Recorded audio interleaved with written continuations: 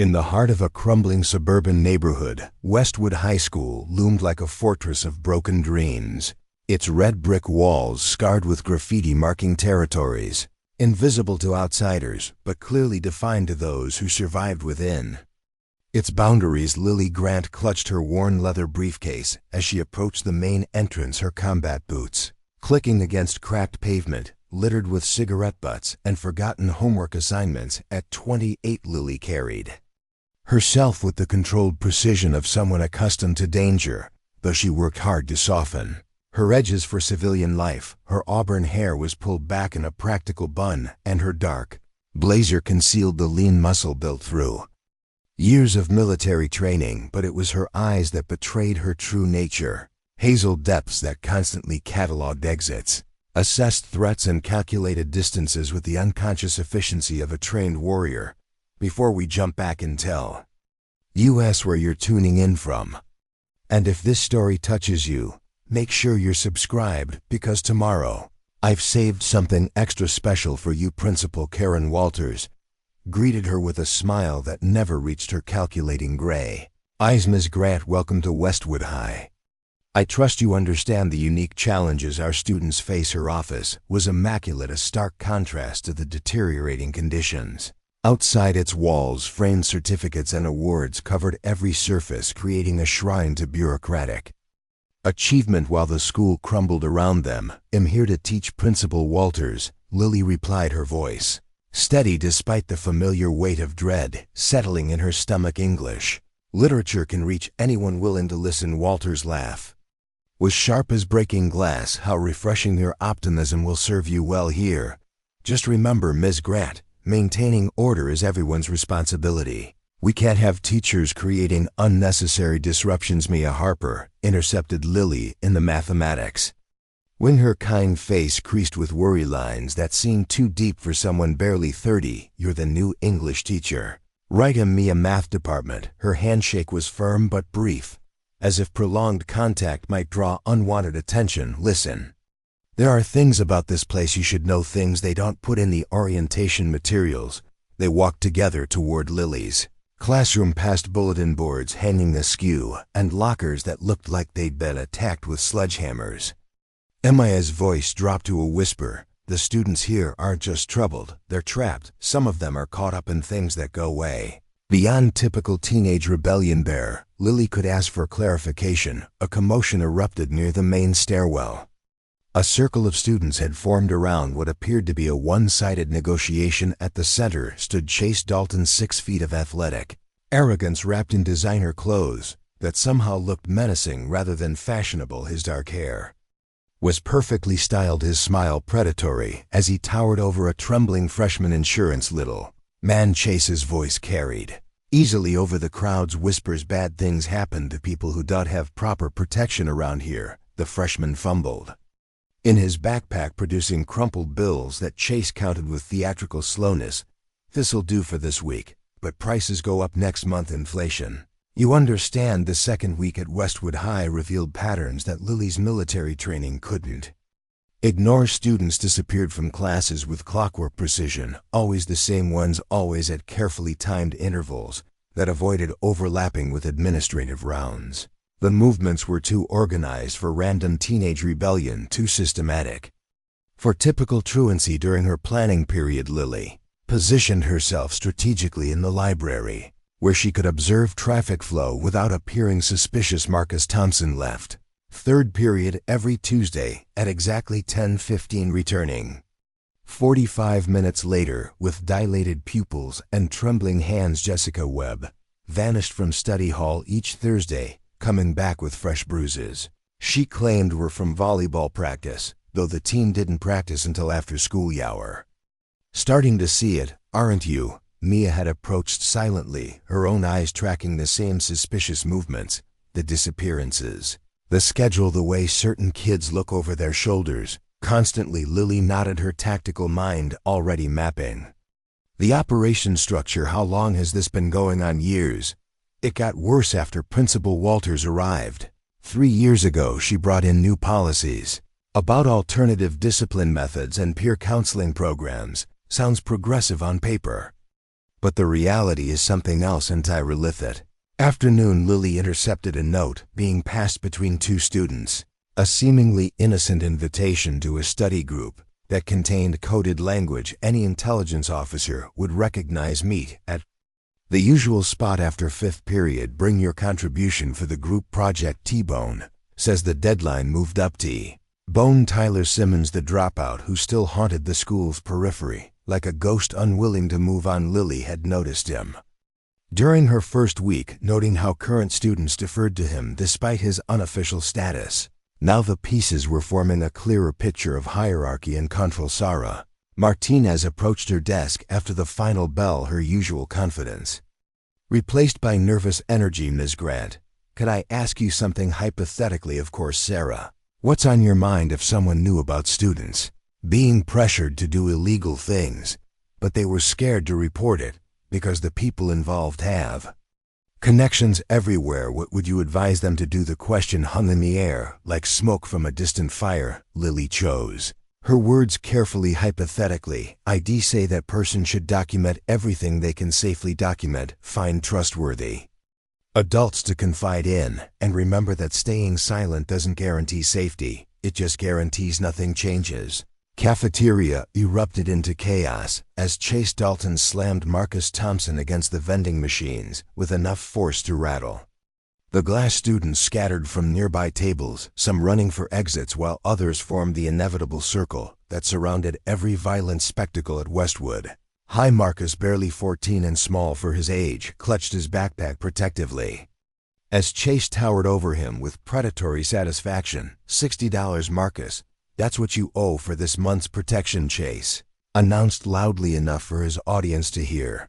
But since you've been late with payments, there's interest brings your total to 100. I don't have it, Marcus whispered, tears streaming down his bruised face. My mom lost her job last week. I can barely afford lunch. Chase's laugh was cold as winter steel. That's what they all say. Maybe you need a reminder about the consequences of not paying your debts.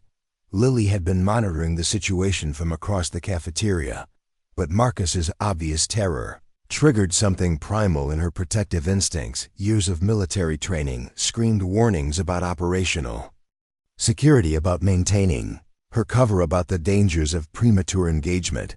But the sound of a terrified child overrode every tactical consideration. She crossed the space between them in 6 quick strides, her presence causing the circle of spectators to widen nervously. Mr. Dalton, step away from the student now. Chase turned with theatrical slowness, his crew flanking him in a formation that would have been impressive if it weren't being used to intimidate children. Ms. Grant, right, the new teacher who doesn't understand how things work around here. I understand perfectly, Lily replied, her voice carrying the quiet authority that had once commanded respect and forward operating bases. You're extorting money from frightened children.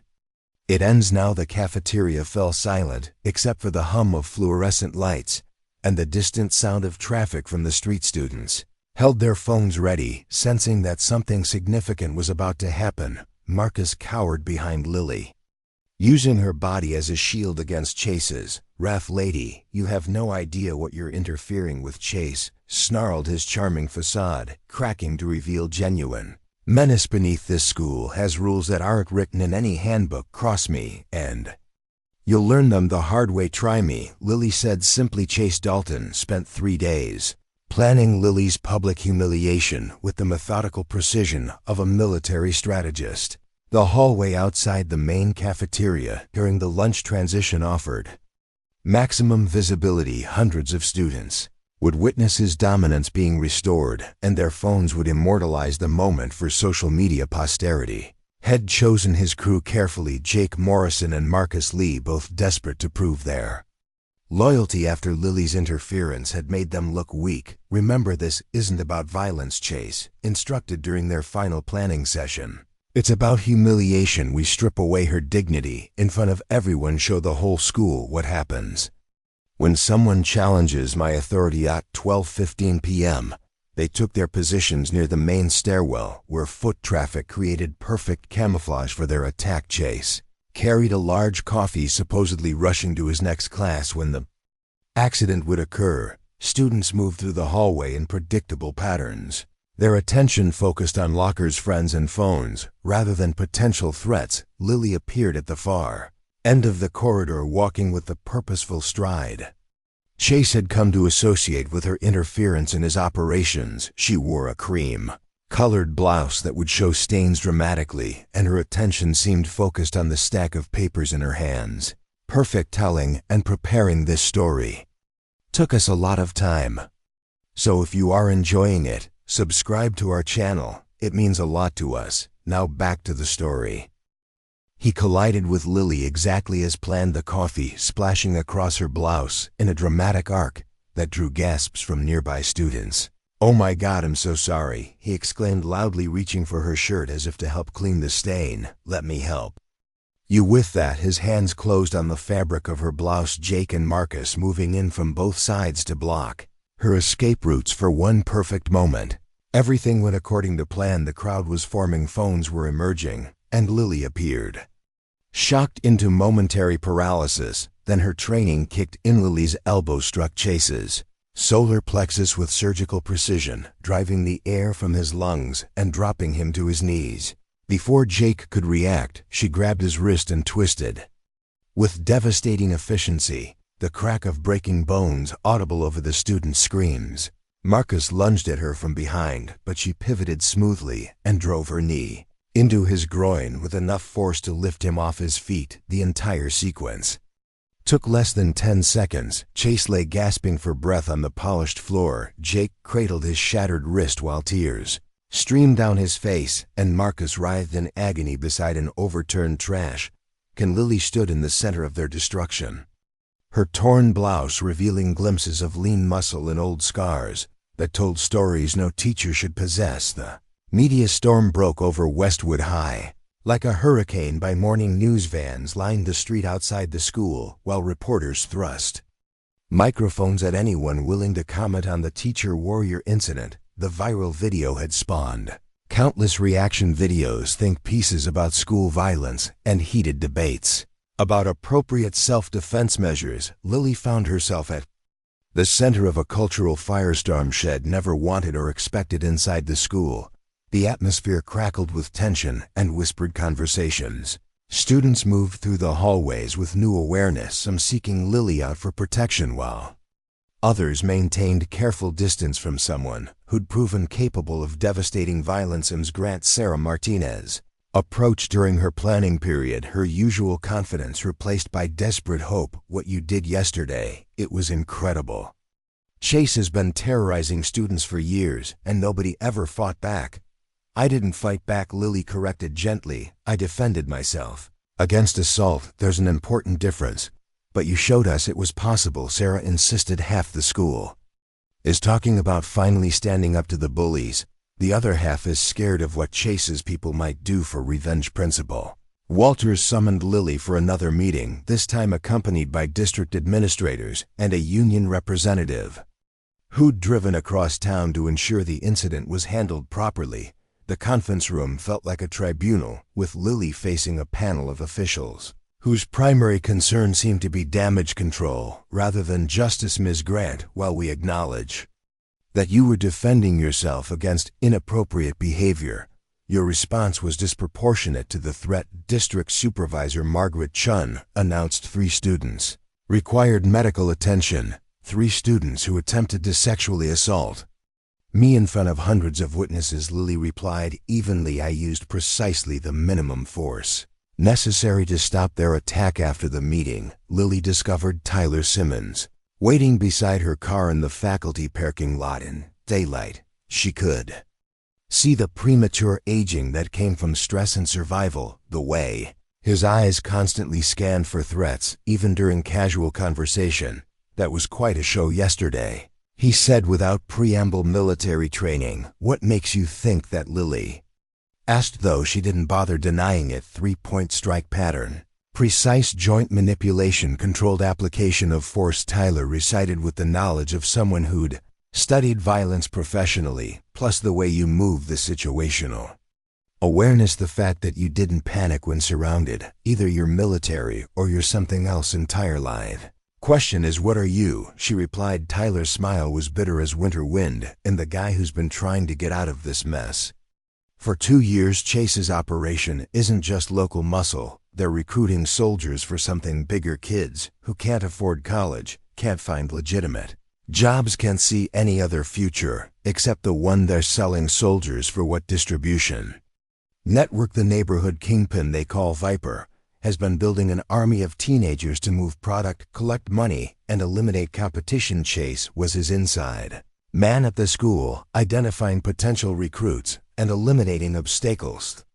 Revelation hit Lily like shrapnel from an unexpected explosion. The systematic intimidation, the organized extortion, the careful cultivation of fear. It wasn't random criminal activity, but a sophisticated recruitment operation designed to funnel desperate teenagers into a criminal enterprise. How many students are involved? She asked. Dozens.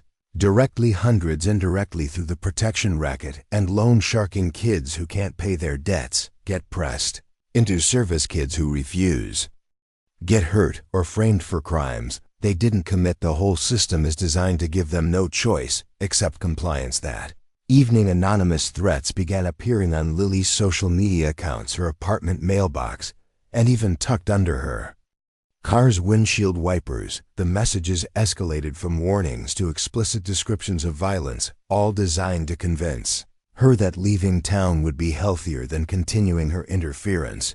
But the threats only confirmed what Tyler had told her. This criminal network possessed resources and reach that extended far beyond typical school-based problems.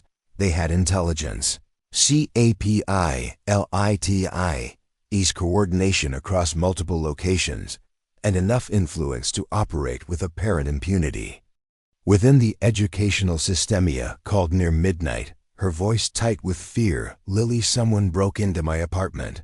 They didn't take anything, just went through my papers and left everything slightly disturbed. It's like they wanted me to know they'd been there. Are you safe now? Lily asked, already reaching for her car keys. I'm staying at my sister's place tonight. But Lily, they left a photo on my kitchen table, a photo of you and me talking in the parking lot. Yesterday, someone's been watching USA's. Lily drove through the dark streets toward Ma's sister's house, her military training fully activated for the first time since leaving the service. She varied her route, randomly checked for surveillance vehicles, and maintained tactical awareness that had kept her alive in Afghanistan's most dangerous provinces. The enemy had revealed their capabilities, and now she would respond with hers.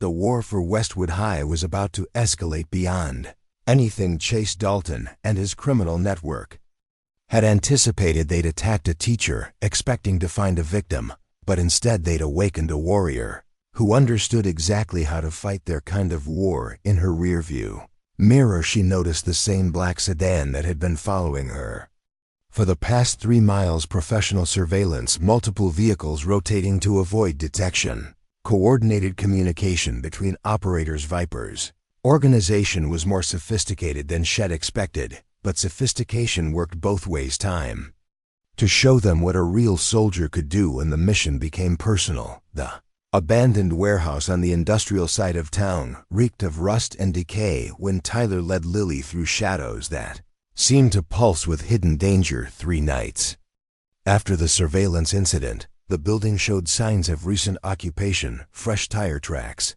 discarded food containers, and the subtle modifications that transformed empty spaces into operational command centers. Lily's tactical assessment revealed multiple entry points, escape routes, and defensive positions, while her military training cataloged threats with automatic efficiency that had kept her alive through 3 combat deployments. You need to understand what we're really fighting, Tyler whispered as they approached a steel door marked authorized personnel, only his voice carrying the weight of someone who'd seen too much too. Young Viper isn't just some neighborhood drug dealer. He's building an empire that reaches into City Hall, the police department, and half the businesses in this area.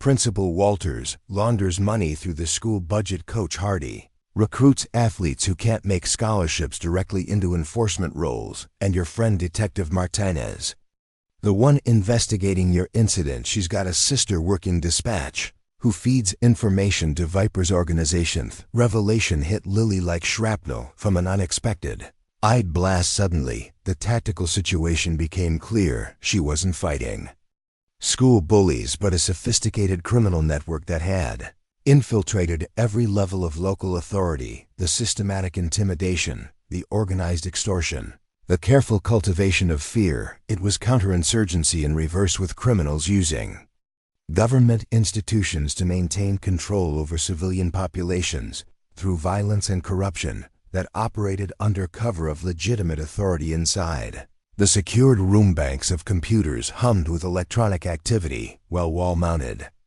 monitors displayed real-time surveillance feeds from dozens of locations throughout the city, including Westwood High School Principal Walter's office and several police stations. The technological sophistication rivaled some military installations she'd infiltrated during her deployment years. Tyler began downloading files, while Lily maintained security, watching for pursuit and cataloging intelligence that painted an even darker picture than she'd imagined. The data revealed systematic recruitment of vulnerable teenagers through manufactured crises that left them no choice except cooperation. Students who couldn't afford lunch were offered loans at impossible interest rates. Those who couldn't pay were forced into drug running. Those who refused were framed for crimes that destroyed their futures completely. Viper had created a machine designed to harvest desperation and transform it into profit, while eliminating any possibility of escape or resistance. It was psychological warfare conducted against children. Foots echoed in the corridor outside as armed men approached their position with professional coordination that suggested military or law enforcement training. "We have to go," Tyler announced, grabbing portable drives containing evidence that could bring down the entire network. "They've found our position and we're about to be surrounded." Lily's combat instincts took over completely as automatic weapons fire erupted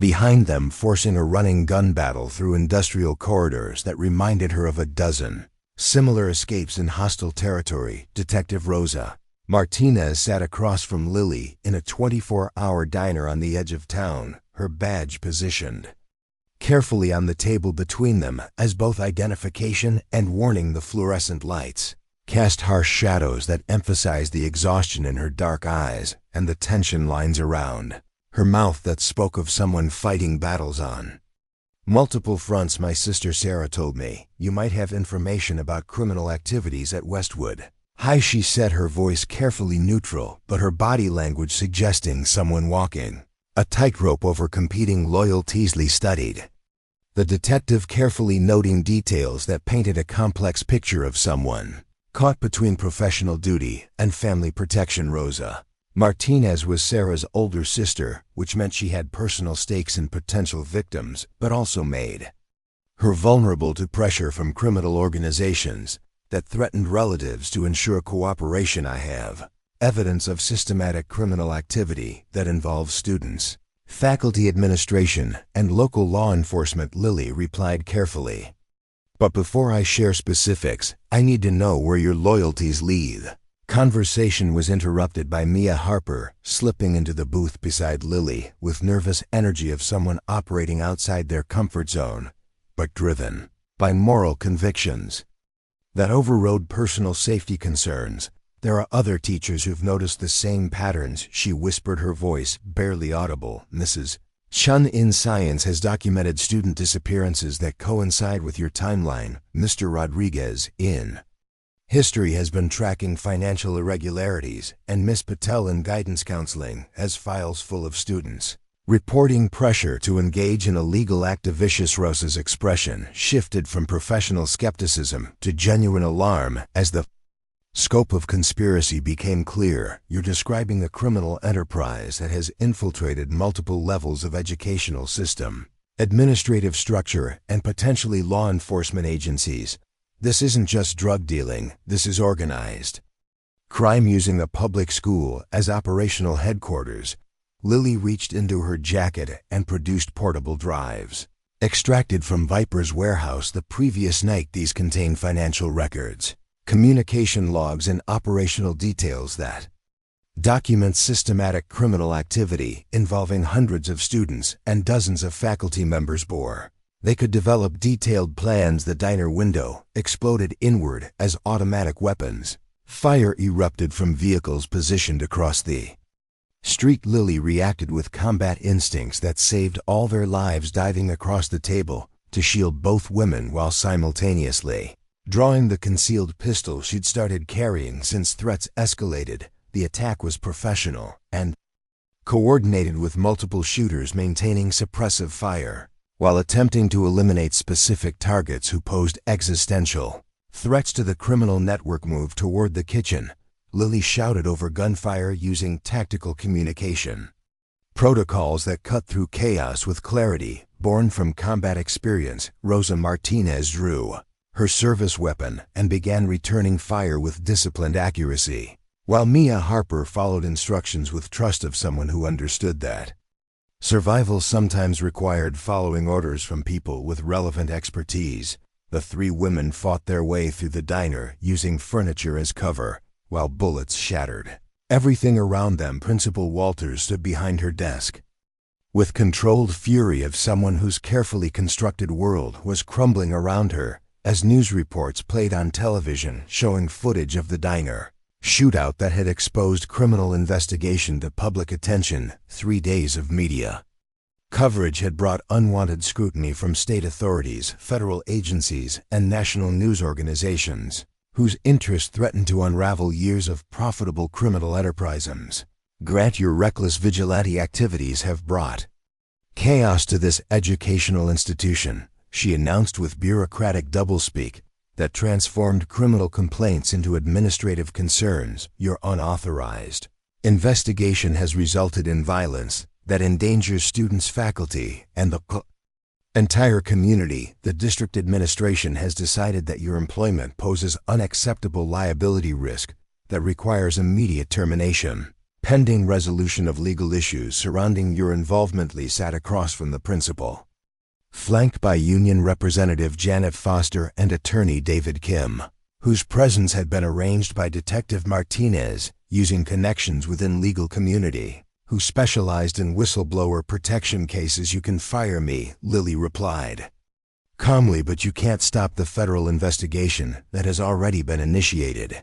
Based on evidence I provided to appropriate authorities, the threat was clear as Walters' expression shifted from bureaucratic annoyance to genuine fear. Coach Hardy appeared in the doorway with aggressive posture of someone whose livelihood depended on maintaining criminal status quo. His athletic program had been identified as primary recruitment mechanism for students who possessed physical capabilities required for enforcement duties, but lacked academic credentials or financial resources for legitimate opportunities. Ms.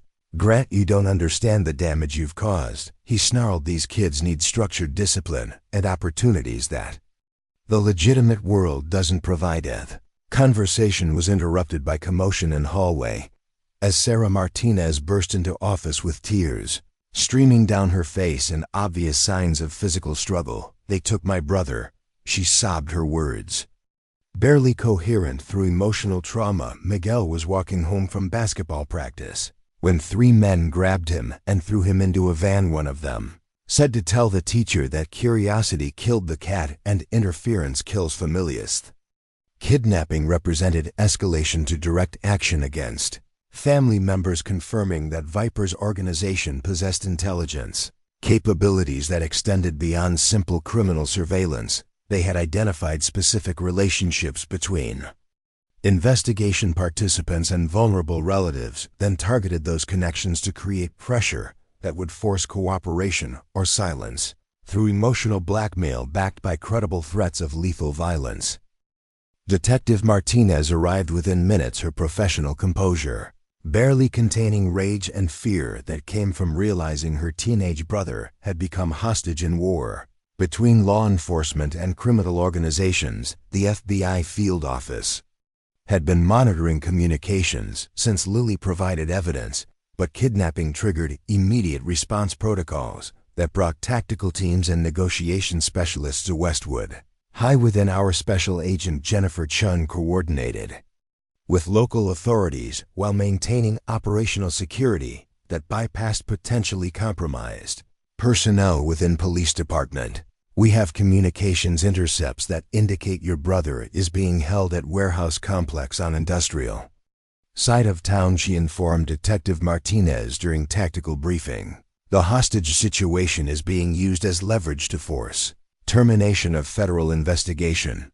But we don't negotiate with terrorists. The abandoned industrial complex sprawled across 12 acres of rust and decay like monument to urban deterioration. But Lily's military-trained eyes saw it as fortress that could be penetrated with proper tactics, timing, and absolute precision. Thermal imaging provided by FBI surveillance teams revealed 17 heat signatures distributed throughout 3 buildings, connected by underground tunnels that created multiple escape routes for defenders while simultaneously providing infiltration opportunities for attackers who understood. Urban Warfare Special Agent Chun coordinated federal response from mobile command center positioned 2 blocks away, but tactical situation required someone with combat experience who understood both enemy and terrain well enough to execute rescue mission under extreme time pressure. The criminals had made demands: clear release all investigation participants, discontinue federal prosecution, and guarantee safe passage or hostages would be eliminated in ways that sent messages to anyone considering cooperation with law enforcement. Lee volunteered for solo infiltration using skills she'd hoped never to employ again in civilian life, but alternative was allowing innocent people to die while bureaucratic procedures slowly assembled response teams that might arrive too late to prevent executions, designed to terrorize potential witnesses into permanent silence. The mission parameters were identical to dozens she'd conducted overseas, except now she was fighting to save American children from American criminals. The infiltration began at 0200 hours using night vision equipment and suppressed weapons provided by federal tactical teams who understood that conventional law enforcement approaches were inadequate against enemies with military-grade capabilities. Warehouse complex provided multiple entry points but also created maze of potential ambush sites where defenders could concentrate firepower against attackers who lacked intimate knowledge of Terran Meagle. Martinez was found in storage room on 2nd floor, bound and gagged, but physically unharmed despite obvious signs of psychological trauma. His rescue was complicated by proximity of guards who were monitoring him in shifts. Tyler Simmons' location required deeper penetration into complex where Viper himself was coordinating hostage situation from command center that rivaled some military installation she'd infiltrated during combat operations. Confrontation with Viper occurred in warehouse space filled with computer equipment, financial records, and enough weaponry to supply small army. His real name was Colonel Marcus Webb, retired Army Ranger, who had used military connections to build criminal empire that exploited same tactics he'd learned fighting insurgents overseas, except now he was insurgent using corruption and violence against American civilians for personal profit. Were military. Webb observed as Lily approached with weapon trained on his center mass. The tactics, infiltration techniques, the way you move through hostile territory. I trained soldiers like you to fight enemies like me, but now you're using those skills to protect same weak civilians we were supposed to defend overseas.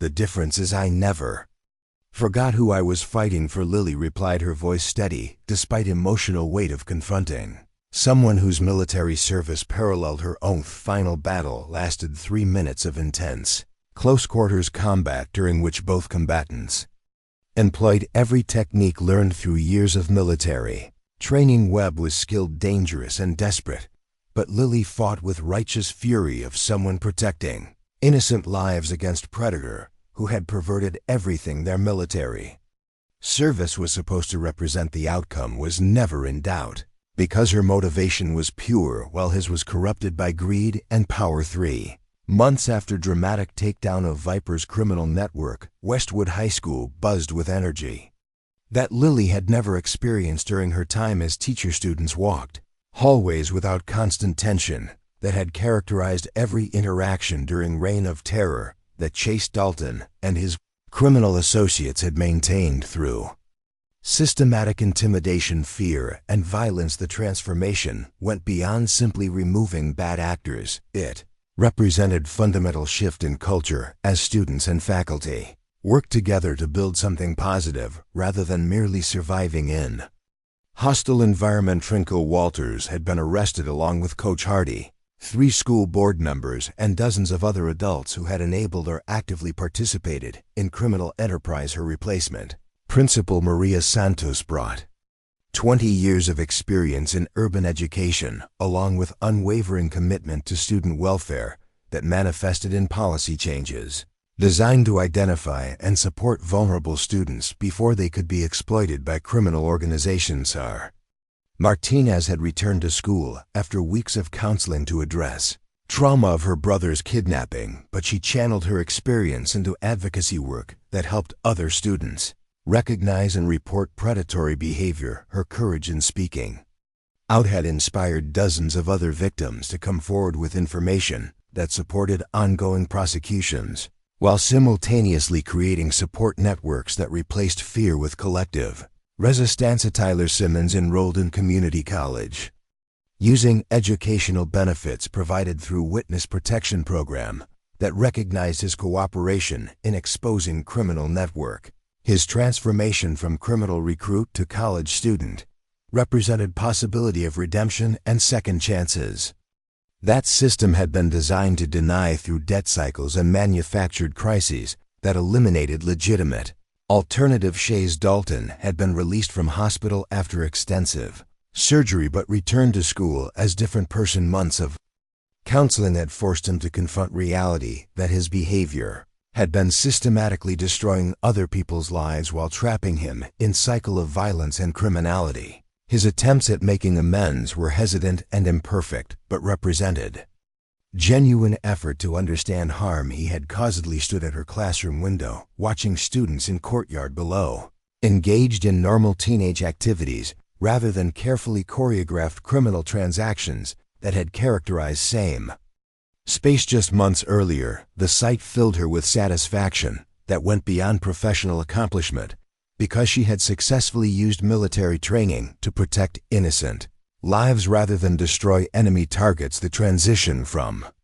warrior to protector was complete. Her phone buzzed with text message from Detective Martinez, who had been promoted to lieutenant after her role in exposing police corruption. Lunch today, she wrote, I want to discuss teaching opportunity at police academy. We need instructors who understand both military tactics and civilian protection protocols. The invitation represented recognition that Lily's unique combination of combat experience and educational expertise could benefit law enforcement. Personless, she prepared for another day of teaching students who could now focus on learning rather than survival. Lily reflected on journey that had brought her from military service through civilian education to this moment of genuine accomplishment.